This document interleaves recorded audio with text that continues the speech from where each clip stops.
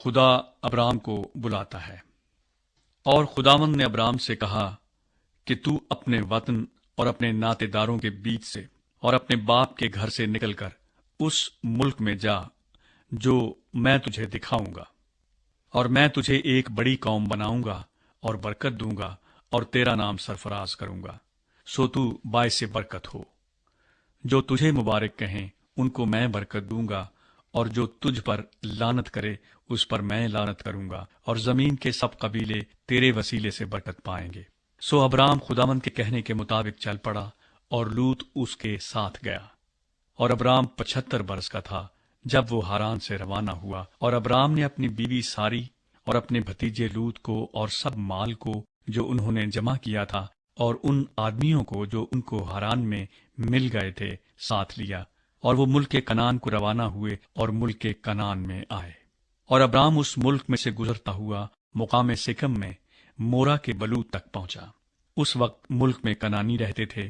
تب خداوند نے ابرام کو دکھائی دے کر کہا کہ یہی ملک میں تیری نسل کو دوں گا، اور اس نے وہاں خداوند کے لیے جو اسے دکھائی دیا تھا ایک قربان گاہ بنائی، اور وہاں سے کوچ کر کے اس پہاڑ کی طرف گیا جو بیت ایل کے مشرق میں ہے، اور اپنا ڈیرا ایسے لگایا کہ بیت ایل مغرب میں اور ای مشرق میں پڑا، اور وہاں اس نے خداوند کے لیے ایک قربان گاہ بنائی اور خداوند سے دعا کی، اور ابرام سفر کرتا کرتا جنوب کی طرف بڑھ گیا۔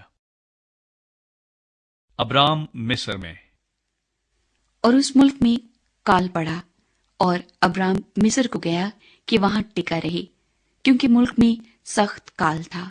اور ایسا ہوا کہ جب وہ مصر میں داخل ہونے کو تھا تو اس نے اپنی بیوی ساری سے کہا کہ دیکھ، میں جانتا ہوں کہ تو دیکھنے میں خوبصورت عورت ہے، اور یوں ہوگا کہ مصری تجھے دیکھ کر کہیں گے یہ اس کی بیوی ہے، سو وہ مجھے تو مار ڈالیں گے مگر تجھے زندہ رکھ لیں گے۔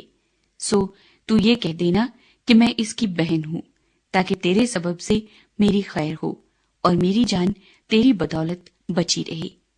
اور یوں ہوا کہ جب ابرام مصر میں آیا تو مصریوں نے اس عورت کو دیکھا کہ وہ نہایت خوبصورت ہے، اور فرعون کے امرا نے اسے دیکھ کر فرعون کے حضور میں اس کی تعریف کی، اور وہ عورت فرعون کے گھر میں پہنچائی گئی، اور اس نے اس کی خاطر ابرام پر احسان کیا، اور بھیڑ بکریاں اور گائے بیل اور گدھے اور غلام اور لونڈیاں اور گدھیاں اور اونٹ اس کے پاس ہو گئے۔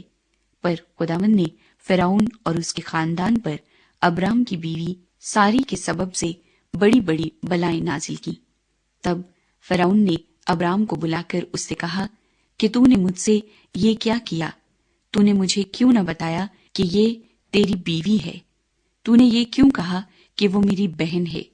اسی لیے میں نے اسے لیا کہ وہ میری بیوی بنے۔ سو دیکھ، تیری بیوی حاضر ہے، اس کو لے اور چلا جا۔ اور فرعون نے اس کے حق میں اپنے آدمیوں کو ہدایت کی، اور انہوں نے اسے اور اس کی بیوی کو اس کے سب مال کے ساتھ روانہ کر دیا۔